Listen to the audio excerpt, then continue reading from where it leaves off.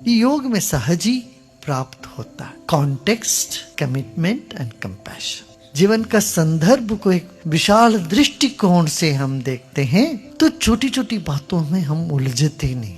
Context चाहिए। और जब तक जीते हो जरा मुस्कुराते जियो, प्रसन्नता से जियो, सबको गले लगाते जियो। भाई मुसीबत किसको नहीं आया है बताओ। श्री राम के जीवन में मुसीबत है, कृष्ण के जीवन में मुसीबत, सब हर अवतार पुरुष के जीवन में भी बहुत सारे मुसीबत आया। उसका 100 में से 1 अंश भी तुम्हें नहीं आया है, ऐसे देखोगे तो छोटी सी बातों में हम अपने आप को दुखी कर लेते हैं। ये योगी का लक्ष्य नहीं होता।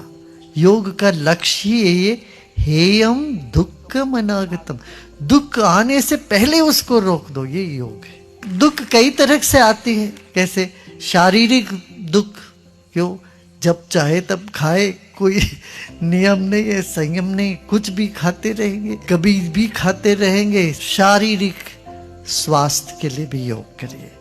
बिहेवियर साइंस के लिए भी योग का इतना बड़ा योगदान है। कर्म में कुशलता लाने में भी योग का काम है। वाणी की शुद्धता आती है, वाणी में मधुरता, स्नेह, बुद्धि में समझ, तीक्ष्णता, तीक्ष्ण बुद्धि बहुत आवश्यक है जीवन में प्रगति पाने के लिए। इसीलिए वैज्ञानिकों के लिए भी योग का बहुत आवश्यकता है। क्यों? कीन ऑब्जर्वेशन के लिए चाहिए। मन को संवेदनशील बनाता, हृदय को कोमल बनाता। कंपैशन, जिसके जीवन में वो जीवन ही नहीं है। करुणा माने हम समझते सिर्फ दूसरों के ऊपर दया करते हैं, वही तुम अपने पर भी करुणा करो।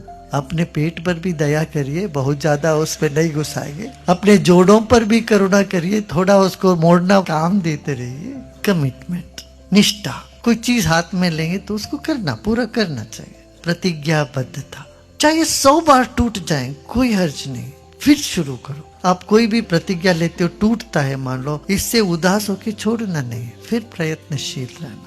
अब इसी को अभ्यास करते हैं। कोई भी कमिटमेंट ना हो तो जीवन में सुख नहीं मिलेगा, शांति नहीं मिलेगी। जीवन कमिटमेंट के बगैर चलेगा नहीं। तो इसलिए वो कमिटमेंट हमारे भीतर है क्या, ये हमें देखना है, परखना है। ये योग है। योग हमें योग्य बना देता है जीवन के लिए, समाज के लिए, अपने लिए और परमात्मा के लिए।